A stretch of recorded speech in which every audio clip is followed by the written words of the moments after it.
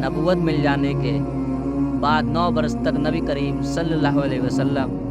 مکہ مکرمہ میں تبلیغ فرماتے رہے اور قوم کی ہدایت اور اصلاح کے لیے کوشش فرماتے رہے، لیکن تھوڑی سی جماعت کے علاوہ جو مسلمان ہو گئی تھی اور تھوڑے سے لوگوں کے علاوہ جو باوجود مسلمان نہ ہونے کے آپ کی مدد کرتے تھے، اکثر کفار مکہ آپ کو اور کہ آپ کے صحابہ رضی اللہ تعالیٰ عنہ کو ہر طرح کی تکلیف پہنچاتے تھے، مذاق اڑاتے تھے اور جو ہو سکتا تھا اس سے درگزر نہ کرتے تھے۔ حضور صلی اللہ علیہ وسلم کے چچا ابو طالب بھی انہی نیک لوگوں میں تھے جو باوجود مسلمان نہ ہونے کے حضور صلی اللہ علیہ وسلم کی ہر قسم سے مدد کرتے تھے۔ 10ویں سال میں جب ابو طالب کا بھی انتقال ہو گیا تو کافروں کو اور بھی ہر طرح کھلے پوری آزادی کے ساتھ اسلام کو روکنے اور مسلمانوں کو تکلیف پہنچانے کا موقع ملا۔ حضور صلی اللہ علیہ وسلم اس خیال سے طائف تشریف لے گئے کہ وہاں قبیلہ صفیق کی بڑی جماعت ہے، اگر وہ قبیلہ مسلمان ہو جائے تو مسلمانوں کو ان تکلیفوں سے نجات ملے اور دین کے پھیلنے کی بنیاد بڑھ جائے۔ وہاں پہنچ کر قبیلے کے تینوں سرداروں سے جو بڑے درجے کے سمجھے جاتے تھے گفتگو فرمائی اور اللہ کی دین کی طرف بلایا اور اللہ کے رسول کی یعنی اپنی مدد کی طرف توجہ فرمایا، مگر ان لوگوں نے بجائے اس کے کہ دین کی بات کو قبول کرتے یا کم سے کم عرب کی مشہور مہمان نوازی کے لحاظ سے ایک نئے آئے مسلمان مہمان کی خاطر مدارت کرنے سے صاف جواب دے دیا اور نہایت بے رخی اور بد اخلاقی سے پیش آئے۔ ان لوگوں نے یہ بھی گوارا نہ کیا کہ آپ یہاں قیام فرما لیں۔ جن لوگوں کو سردار سمجھ کر بات کی تھی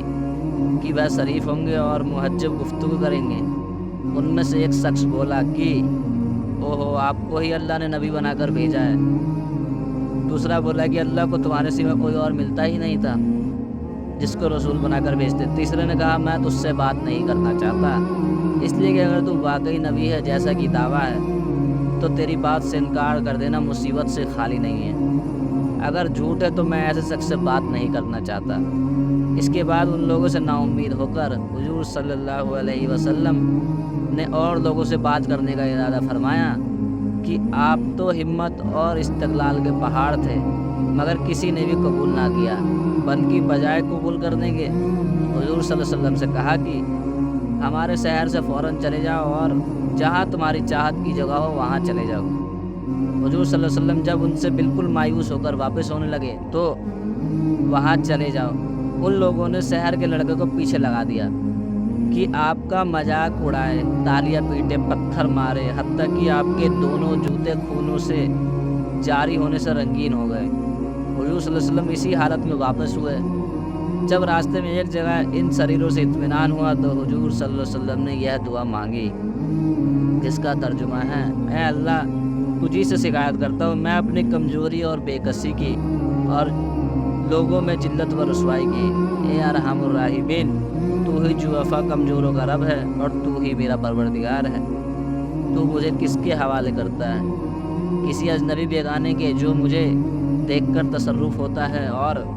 مجھے چڑھاتا ہے، یا کسی دشمن کے جس کو تو نے مجھ پر قابو کر دیا؟